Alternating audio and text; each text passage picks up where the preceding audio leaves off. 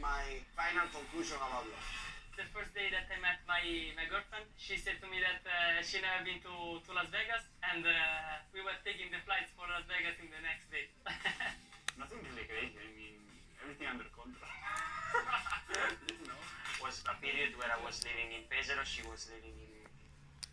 I just take the car, go